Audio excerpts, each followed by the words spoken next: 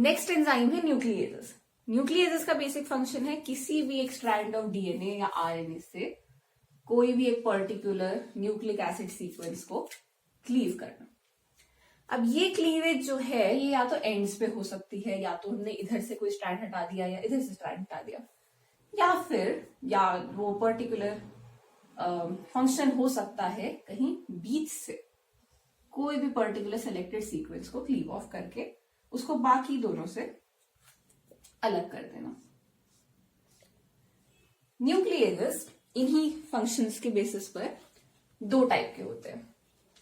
एक होते हैं वो जो एंड्स से क्लीवेज करते हैं, जिनको हम बोलते हैं एक्सोन्यूक्लिएजेस, और कुछ वो होते हैं जिनको हम बोलते हैं एंडोन्यूक्लिएजेस, जो कि किसी भी बीच की सीक्वेंस को क्लीव ऑफ करते हैं। अब एक्सोन्यूक्लिएजेस और एंडोन्यूक्लिएजेस ये सब भी काफी डिफरेंट टाइप्स के हो सकते हैं, जैसे कि mung bean nuclease, S1 nuclease, RNase H, RNase A। इन सब के फंक्शन इसी बात पे डिपेंड करते हैं कि एक तो वो सिंगल स्ट्रैंड को कट कर रहे हैं या डबल स्ट्रैंड को कट कर रहे हैं, डीएनए को कट करते हैं या आरएनए को कट करते हैं, या फिर किस पर्टिकुलर तरीके से वो वर्क करते हैं। इन सब के बेसिस पे डिफरेंट डिफरेंट टाइप्स होते हैं। आरडीटी के लिए जिस टाइप की न्यूक्लियस सबसे ज्यादा इंपॉर्टेंट है और हमें काफी डिटेल में उनके बारे में पता होना चाहिए, वो होते हैं रिस्ट्रिक्शन एंजाइम्स। रिस्ट्रिक्शन एंजाइम्स का बेसिक फंक्शन यही है कि ये किसी भी पर्टिकुलर न्यूक्लिक एसिड सीक्वेंस को क्लीव करते हैं। रिस्ट्रिक्शन एंजाइम्स को मॉलिक्यूलर सिजर्स भी बोलते हैं बायोलॉजी में, क्योंकि ये वही इनका फंक्शन ही यही है। जैसे कि अगर याद हो तो हमने जो समरी करी थी उसमें हमने उस पैचवर्क को कट किया था, जो हमने सिजर यूज करी थी वो है ये रिस्ट्रिक्शन एंजाइम्स। अब ये जो रिस्ट्रिक्शन एंजाइम्स है ये आते कहां से हैं? रिस्ट्रिक्शन एंजाइम्स हमें मिलते हैं बैक्टीरिया से। बैक्टीरिया के अंदर ये नेचुरली प्रेजेंट होते हैं। इनका फंक्शन ये होता है, as their name suggest, restriction इनका फंक्शन। ये किसी पर्टिकुलर चीज को रिस्ट्रिक्ट करते हैं। अब ये रिस्ट्रिक्ट किसे करते हैं? फॉर एग्जाम्पल लेट्स कंसिडर कि एक बैक्टीरिया था अपनी जिंदगी में काफी खुश, उसको आकर एक बैक्टीरियोफेज ने अटैक करा।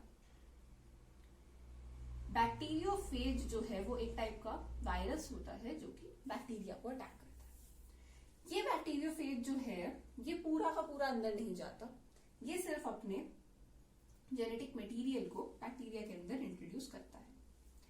ये जो जेनेटिक मटेरियल है ये कहीं बाहर से आया हुआ है और ये उस बैक्टीरिया को हार्म पहुंचा सकता है। इसके अगेंस्ट बैक्टीरिया ने एक प्रोटेक्शन सिस्टम बनाया, जिसके अंदर वो इन रिस्ट्रिक्शन एंजाइम्स को यूज करके इस बैक्टीरियोफेज के जीनोम में किसी पर्टिकुलर सीक्वेंस को आइडेंटिफाई करके उसको कट करता है।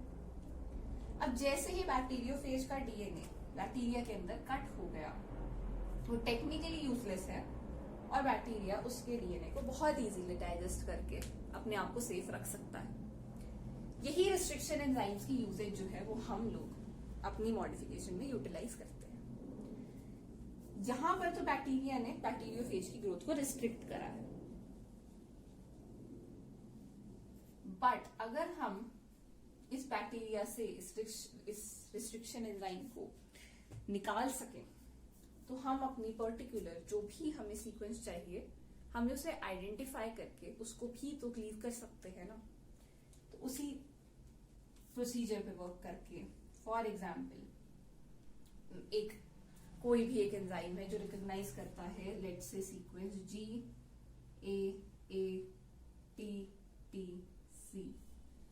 अब ये इसको A और T के बीच में क्लीव करता है। नाउ वी नो कि इसके बाद वाली जो सीक्वेंस है वो है जो हमें चाहिए, तो हम बहुत इजीली इस एंजाइम को यूज करेंगे, अपने स्ट्रैंड को क्लीव करेंगे, जो यूजलेस पार्ट है उसको रिमूव करेंगे और इसको हम आइडेंटिफाई करके प्योरीफाई करके अपने अकॉर्डिंग मैनिपुलेशन में यूटिलाइज करेंगे। रिस्ट्रिक्शन एंजाइम्स का बेसिक पर्पस यही है। बाकी रिस्ट्रिक्शन एंजाइम से रिलेटेड और भी काफी सारी चीजें होती हैं, जैसे कि रिस्ट्रिक्शन साइट्स। सबसे पहली चीज जो मैंने एज एन एग्जांपल यहाँ पे यूज करी, रिस्ट्रिक्शन साइट एक पर्टिकुलर वो सीक्वेंस है जिसको हमारा रिस्ट्रिक्शन एंजाइम रिकॉग्नाइज कर रहा है।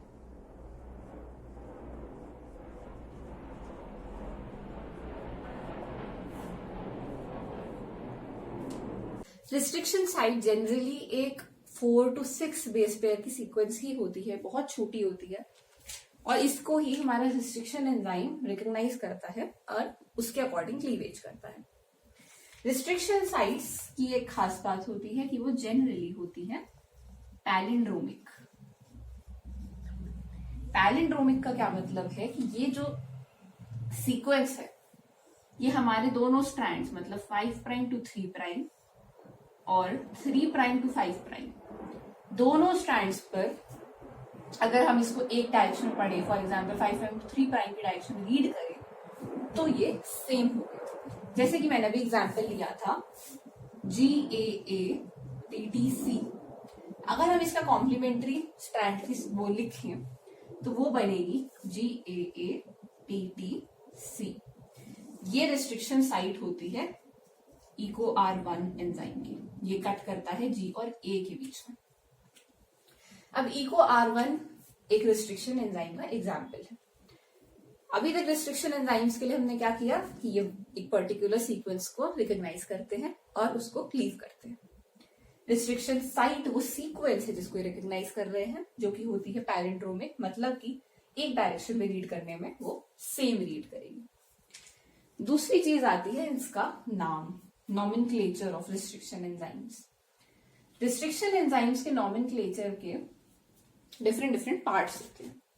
जैसे कि EcoR1 का अगर हम एग्जाम्पल लें तो EcoR1 में पहला जो इसका अल्फाबेट है, the capital alphabet comes from the genus name. In this case, which is Asteraceae. The next two alphabets, the smaller ones, come from the name of species. In this case, coli. Asteraceae coli is a bacteria, जिससे कि हम EcoR1 को extract कर सकते हैं। Next जो alphabet आता है, that comes from the strain. Her bacteria के कुछ डिफरेंट टाइप के स्ट्रेन्स होते हैं। ये अल्फाबेट उस स्ट्रेन को रिकॉग्नाइज करता है, जिससे कि हमने अपना रिक्वायर्ड रिस्ट्रिक्शन एंजाइम निकाला था। एंड लास्टली एक रोमन न्यूमेरिकल, ये डिनोट करता है कि किस ऑर्डर में हमने इस पर्टिकुलर एंजाइम को एक्सट्रैक्ट किया था from this strain. So, Asteraceae gives the genus E, coli the species, R आया strain से, जो कि इस केस में है RY13, और order of identification in the bacteria मतलब कोई भी रोमन न्यूमेरिकल जिसके ऑर्डर में हमने आइडेंटिफाई किया हो। तो EcoR1 फर्स्ट आइडेंटिफाई हुआ था, इसीलिए 1। और भी बहुत एग्जाम्पल्स हैं इसके, for example HindIII is also one of the, मतलब बहुत पुराना एंजाइम जो कि आइडेंटिफाई हुआ था। और EcoR1 जैसे ही EcoR5 भी एक एंजाइम है जो कि ऑर्डर ऑफ आइडेंटिफिकेशन के बेसिस पे डिफरेंट है, उसकी रिस्ट्रिक्शन साइट डिफरेंट है। तो इस सब के अकॉर्डिंग नॉमेनक्लेचर रिस्ट्रिक्शन एंजाइम्स का वर्क करता है। अब इन केस ऑफ EcoR1 जो हमने देखा था एग्जाम्पल, वो था GAATTC, जो कि रिस्ट्रिक्शन साइट है फॉर EcoR1 रिस्ट्रिक्शन एंजाइम। ये जो है वो क्लीवेज करता है G और A के बीच में। G और A के बीच में क्लीवेज होने का मतलब है कि जो हमें रिजल्ट मिलेगा it will look something like, ये हमारा 5 प्राइम एंड है, ये 3 प्राइम है, CTTA A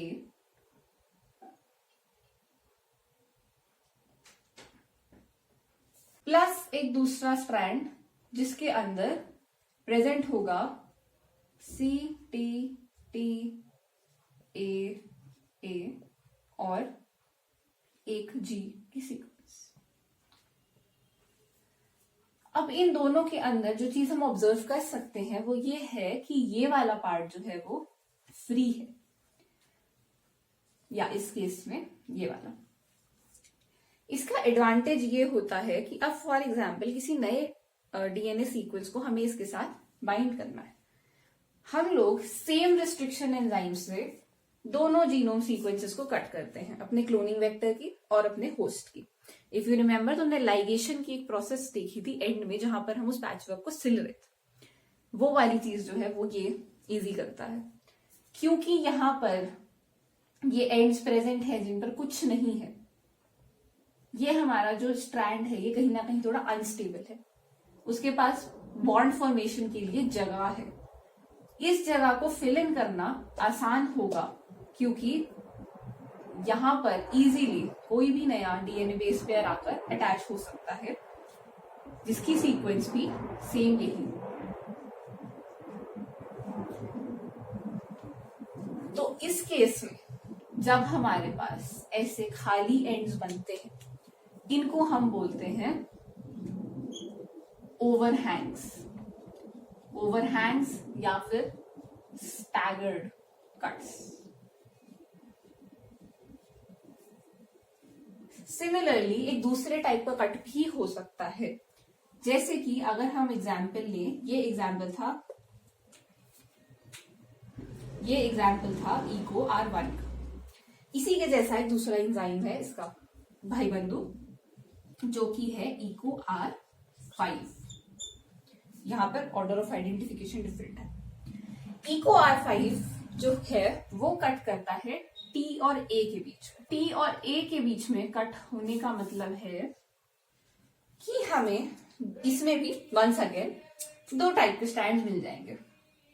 एक तो GAT TCA plus ATC TAG। अब यहां पर अगर आप लोग ऑब्जर्व करो तो कोई भी खाली स्पेस नहीं, अपने आप में ये दोनों स्टेबल है। इस वजह से इनके साथ लाइगेशन करना स्लाइटली मुश्किल होता है, क्योंकि इनके साथ बॉन्ड फॉर्मेशन बननी स्लाइटली मुश्किल होती है, क्योंकि इनके अंदर हमारे पास वो ओवरहैंग्स नहीं है जिनसे हम वो स्टिकी एंड्स को स्टिक कर सके।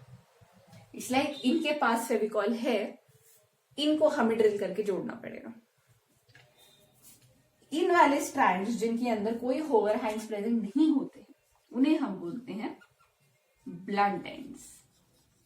जनरली ब्लंट एंड्स प्रेफरेबल नहीं होते, बट अगर हमें किसी एंजाइम में ब्लंट एंड्स मिल जाते हैं तो उसको करेक्ट करने का भी तरीका होता है, जिस एंजाइम पर हमें भी जस्टिस के बाद आएंगे। तो रिस्ट्रिक्शन साइट्स में ओवरहैंग्स बन सकते हैं या फिर ब्लंट एंड्स बन सकते हैं।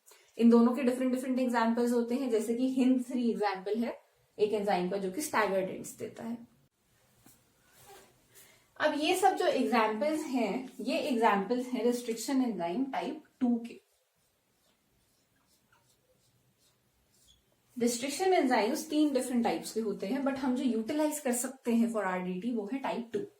टाइप 2 इसीलिए क्योंकि रिस्ट्रिक्शन एंजाइम का टाइप 1 और टाइप 3 ये भी रिकॉग्नाइज करते रिस्ट्रिक्शन साइट्स को ही है, बट ये जो कट्स मारते हैं वो या तो रिस्ट्रिक्शन एंजाइम के काफी पहले या फिर काफी बाद, और वो भी इनका कोई फिक्स्ड सीक्वेंस नहीं, fixed number of base pair नहीं है जिसके जस्ट बाद ये करें। It can range between a few. अब अगर हमें फॉर एग्जाम्पल कोई पर्टिकुलर स्ट्रैंड ऑफ डीएनए को निकालना है, तो हमें इंफॉर्मेशन होती है अबाउट कि उसके जस्ट आसपास क्या है। अब हम एक रिस्ट्रिक्शन साइट को पहले रिकॉग्नाइज करें, फिर उसके 10-12 बेस पेयर आगे जाएं, उसके बाद हमारा रिस्ट्रिक्शन एंजाइम अगर कट करेगा तो एक तो हमारे पास वो वेस्टेज वाला स्ट्रैंड बच जाएगा जिसकी हमें जरूरत नहीं है, एंड सेकेंडली उसको रिकॉग्नाइज करना बहुत मुश्किल होगा कि ये कट कर कहाँ रहा है। इस वजह से हम टाइप 2 एंजाइम को यूज करते हैं, क्योंकि अगर ये इस सीक्वेंस को रिकॉग्नाइज कर रहा है तो ये कट भी इसको यहीं से करेगा। हमें RDT के लिए इतना जानना बहुत है कि रिस्ट्रिक्शन एंजाइम्स कहाँ से आए हैं, क्या होते हैं, कैसे वर्क करते हैं, और क्या डिफरेंट 2 टाइप्स के ये कट्स कर सकते हैं। अब एक क्वेश्चन जो शायद होपफुली वैसे आप लोगों के दिमाग में आना चाहिए कि अगर रिस्ट्रिक्शन एंजाइम्स का फंक्शन था बैक्टीरिया के अंदर किसी भी बैक्टीरियोफेज के जीनोम को रिकॉग्नाइज करके उसको कट करना, और ये रिकॉग्नाइज करते हैं बहुत ही कॉमन से रिस्ट्रिक्शन 4-5-6 बेस पेयर सीक्वेंस के न्यूक्लिक एसिड्स को, तो ये उस बैक्टीरिया के जीनोम के अंदर उस सेम सीक्वेंस को रिकॉग्नाइज करके कट कर दे तो क्या होगा। ऑब्वियसली वो बैक्टीरिया मर जाएगा। तो इस चीज को प्रिवेंट करना पड़ेगा। हम चाहते हैं कि हमारा जो एक्सटर्नल डीएनए है ये सिर्फ उसको रिकॉग्नाइज करे, हमारे पर्सनल डीएनए को या इको-R1 या इकोलाई के पर्सनल डीएनए को किसी भी तरीके से हार्म ना करे। उस चीज के लिए जो सिस्टम बैक्टीरिया यूज करते हैं उसको बोलते हैं restriction modification system. Restriction modification system का मतलब इंटायरली बस ये है कि ये अपने जीनोम में जो भी रिस्ट्रिक्शन साइट्स प्रेजेंट होती हैं उनको मॉडिफाई कर देता है बाय मिथाइलेशन। अब इसकी वजह से रिस्ट्रिक्शन एंजाइम इन साइट्स को हार्म नहीं करता है इन एनी वे व्हाटसोएवर। इससे जो बैक्टीरिया है वो अपने पर्सनल जीनोम को प्रोटेक्ट कर सकता है और एक्सटर्नल जीनोम अगर कोई इंसर्ट होता है तो उसको बहुत इजीली कट कर सकता है।